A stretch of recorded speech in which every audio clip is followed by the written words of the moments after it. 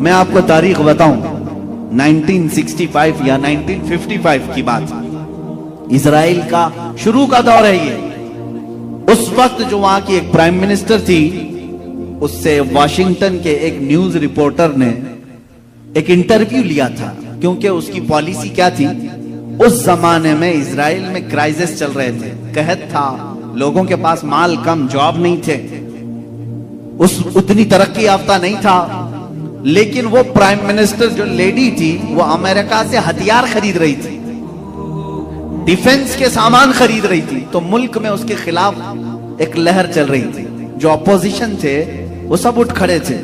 اس زمانے میں جب ملک میں کرائسس ہیں، ڈیفنس کے لیے خریدنے کی کیا ضرورت، پھر بھی اس نے خریدا۔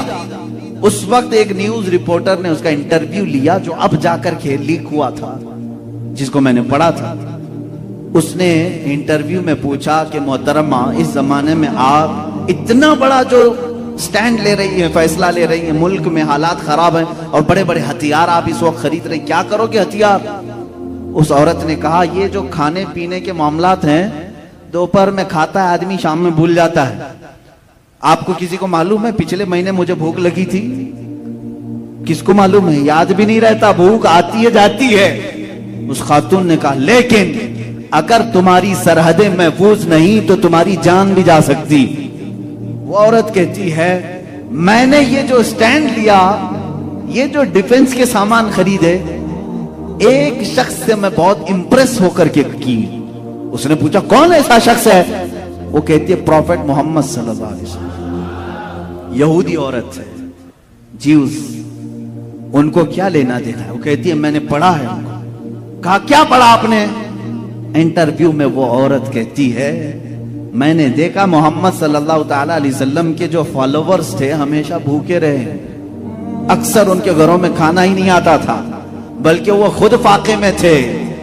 یہاں تک کہ میں نے تاریخ میں پڑھا ہے، محمد صلی اللہ علیہ وسلم کا جس رات انتقال ہوا، جس دن انتقال ہوا، اس رات ان کے گھر میں چراغ جلانے کے لیے بھی تیل نہیں تھا۔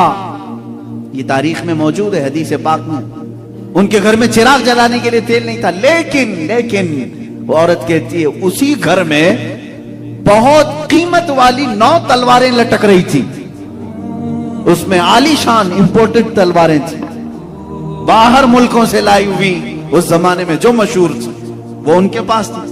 جس کے گھر میں چراغ جلانے کے لیے تیل نہیں اور بڑے بڑے ڈیفنس کے ہتھیار ہیں، تو میں نے اسی سے یہ سمجھ لیا، اپنی قوم کی بقا ڈیفنس سیکھنے سے ہے۔ میں کہتا ہوں عزیزوں، پوری کائنات جو آج اپنا ڈیفنس سیکھی ہے، یہ میرے رسول پاک کا احسان ہے ان پر۔